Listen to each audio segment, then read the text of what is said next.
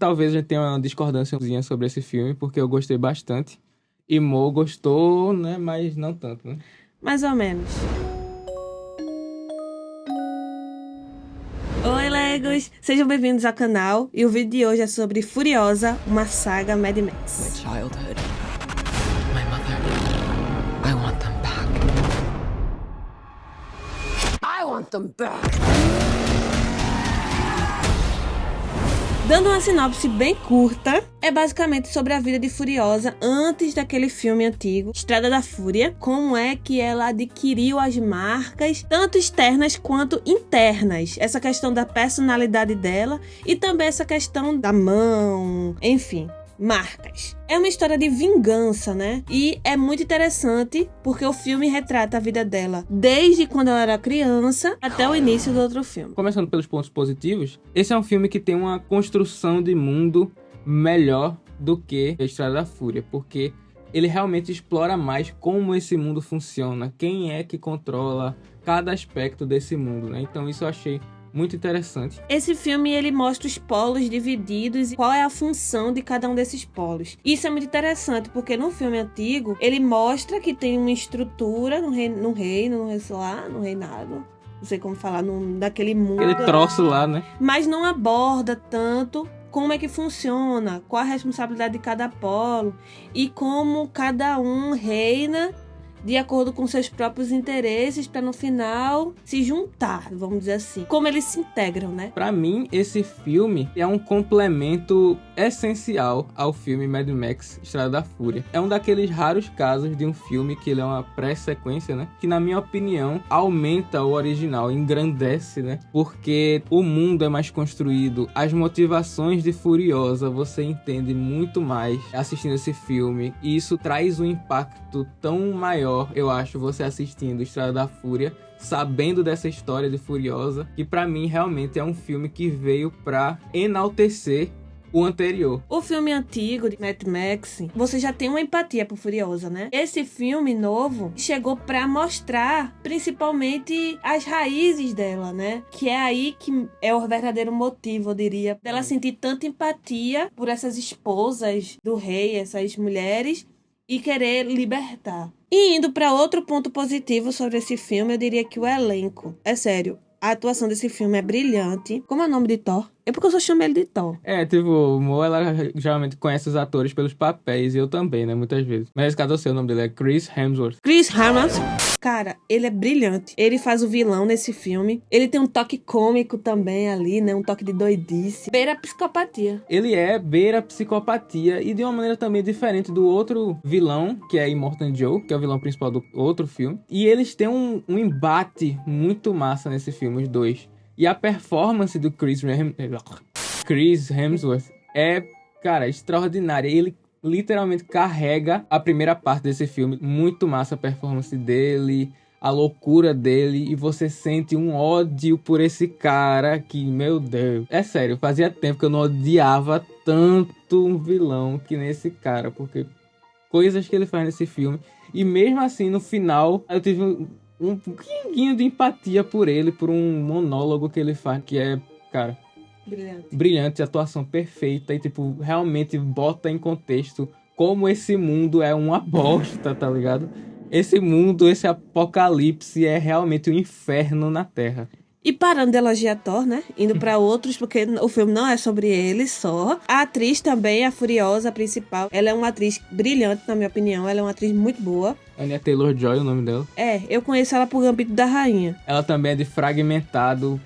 Brilhante a atuação dela. Ela é uma atriz massa que, tipo, ela tinha um grande papel pra se encaixar, né? Que a atriz também do outro filme é maravilhosa, Charlize Theron. E ela conseguiu não só fazer jus à performance dela do outro filme, mas trazer um ar próprio. Ela é diferente nesse filme, de certa forma. Ela quase não fala no filme. E ela comunica visualmente as expressões dela, o que ela tá sentindo, de uma maneira que ia de gelar a alma, sabe? Na minha opinião. Na minha opinião, a escolha dela pra esse papel foi perfeita. É como eu falou, ela fala pouco, ela consegue se expressar por meio de gestos, por meio de expressões faciais. A atuação dela é brilhante, a atuação de Thor é brilhante. A atuação do outro carinha lá, o motorista do caminhão. A atuação dele também é brilhante. Ele é um personagem que me surpreendeu demais nesse filme, eu não vou dar spoiler como é a participação dele. Não vamos esquecer de falar do Imperador. E Morton Joe, a aparição dele conecta perfeitamente com o próximo filme, né? Que é o filme anterior ao mesmo tempo. E outro ponto positivo, enredo também. É muito legal você ver o encaixe desse filme com outro filme. Eu diria que ele tem mais história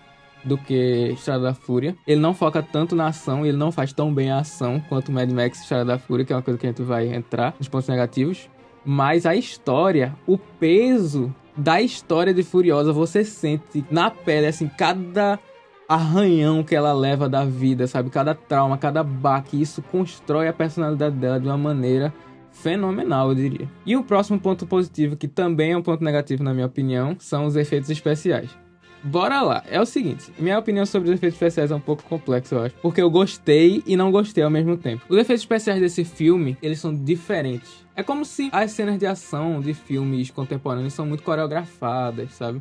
Muito perfeitinho, tudo se encaixa perfeitamente. Eu diria que esse filme tem um certo realismo em certas cenas de ação, tipo, cara, os caras morrem brutalmente assim. Não tem, tipo, mortes trágicas que você passa meia hora na morte de um personagem, não. Ele morre e pronto, morreu. É, tipo, realista nesse sentido. E, ao mesmo tempo, exagerado e estiloso, eu diria. Porque, tipo, tem momentos que ele é como se ele estivesse realmente posando pra foto, sabe? É um negócio estranho que Mo, acho que se incomodou um pouquinho mais com isso, né? É legal até certo ponto. Eu acho que eles exageraram aí. Começando lá pelos pontos negativos dos efeitos, é um filme que tem cenas de ação muito criativas, muito legais e tal, mas não chega, eu acho que aos pés do Mad Max Estrada da Fúria, questão de efeitos especiais. Por quê? Primeiro, a gente notou muito o uso de computação gráfica nesse filme, né? Tem umas cenas que não são realmente tão bem feitas assim. Eu acho que é muito perceptível porque tem algumas cenas que elas são extremamente bem feitas, que você vê que provavelmente eles usaram carros de verdade, dunas de verdade, coisas tipo filmada real lá, e outras cenas você vê que realmente é filmado no computador, né? Faltou orçamento pra algumas cenas. Exatamente, faltou orçamento para algumas cenas. Principalmente em comparação com Mad Max Estrada da Fúria, que é aquele filme, eu acho que, na minha opinião, a obra-prima dos efeitos especiais. Ganhou, inclusive, um monte de Oscar de efeito na época. Porque, cara, tudo naquele filme é grandioso. As cenas de ação é extremamente criativo, extremamente palpável os efeitos.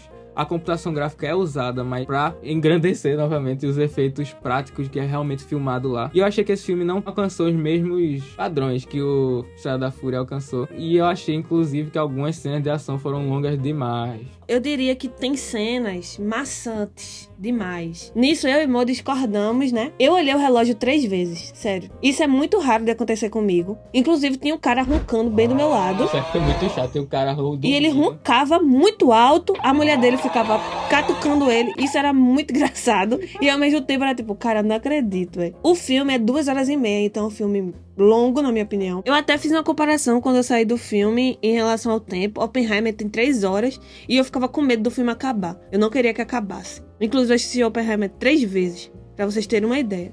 Esse filme, Mo disse que assistiria de novo no cinema. Nossa. Eu não iria querer assistir de novo. Lógico, se ele fosse eu ia, né? Primeiro, passa mais de 1 hora só falando sobre a infância dela. Tem uma cena específica que um personagem morre, eles estão lá no meio de uma ação e tal. Aí ele morre, aí surge outros. Aí morre, aí surge outros. Aí morre, aí surge outros. Tá, cara, já entendi que vocês estão disputando e umas pessoas estão morrendo de um lado e as pessoas do outro lado estão morrendo. Tá bom, próximo. A questão pra mim dessa cena é que é uma cena longa e é uma daquelas cenas que o efeito não é tão bem feito assim, que não é tão criativo assim e acaba realmente ficando maçante. Eu concordo contigo nessa cena. Agora também só a cena que ele concorda. Eu acho que várias cenas foram desse jeito. No início, sobre a infância da Furiosa, eles demoram muito tempo nisso.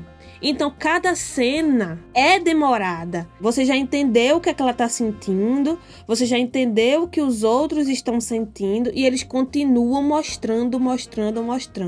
Então, pra mim, ficou chato. Já eu concordo que é um pouquinho arrastado. Eu também fiquei me mexendo um pouquinho na minha cadeira no início do filme. Tipo, tá, ok, quando é que vai começar? Mas, ao decorrer do filme, é como se essas cenas iniciais tivessem contribuído pra o clímax do filme, né? Pra, tipo, a retribuição de Furiosa, a vingança dela. Pra mim, essas cenas arrastadas vai você meio que sentir na pele o que ela tá sentindo, o que ela passou exatamente. E quando chega ao confronto final, isso tudo eu acho que constrói, sabe? Constrói pra esse momento. Eu concordo com o Ou sobre isso, que realmente a infância dela contribui para o que ela se torna depois, você entender o contexto da personalidade e de tudo da personagem.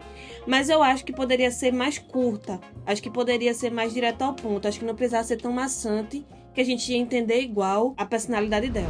É isso, em conclusão, eu gostei bastante desse filme, mas eu não acho que ele chegou ao nível do anterior. Tem cenas mais arrastadas que pra mim não foram tão negativas quanto pra Mozinho. Mas eu concordo que o filme poderia ter um desenvolvimento mais rápido. Mas no final das contas, esse é um filme único, diferente pra você ver no cinema, que tem um peso emocional e que enaltece e engrandece o filme que veio antes dele de uma maneira que poucos filmes fazem. Eu recomendo vocês assistirem, por mais que eu não tenha gostado tanto desse filme. É um filme realmente diferente e um filme que principalmente quem gosta do primeiro filme lá atrás Vocês vão adorar. vai adorar ver esse, porque vocês vão ter um contexto muito melhor. Então, Mozinho, qual é a tua nota pra esse filme em Ursinhos, do Carinha? 6,5. O quê? 6,5? 6,5. Chocante aqui, eu tô chocado com essa nota também. Eu dou 6,5 porque, pra mim, quando o filme é maçante, ele cai muito no meu conceito. Porque, pra mim, se torna um filme chato e eu não consigo sentir o mesmo prazer em assistir. Já teve filmes que eu considero uma produção pior do que esse, mas só por ter ligado mais a minha atenção e não ter feito eu olhar pro relógio, eu dei uma nota maior. Pra mim, o aspecto maçante do filme não foi um fator tão ruim. Então eu daria 8,5 pra esse filme. E eu recomendo bastante. Mas, se liguem que é um filme assim. Não é aquele filme que é 100% ação o tempo todo. Tenho tempo pra assistir e paciência. E paciência, exatamente. É isso, gente. Espero que vocês tenham gostado do nosso vídeo. Se inscrevam no nosso canal, ativem o sininho pra não perder nenhum vídeo. Deem like e comentem aqui o que vocês acharam também. Isso ajuda bastante o nosso canal. É isso, gente. Tchau.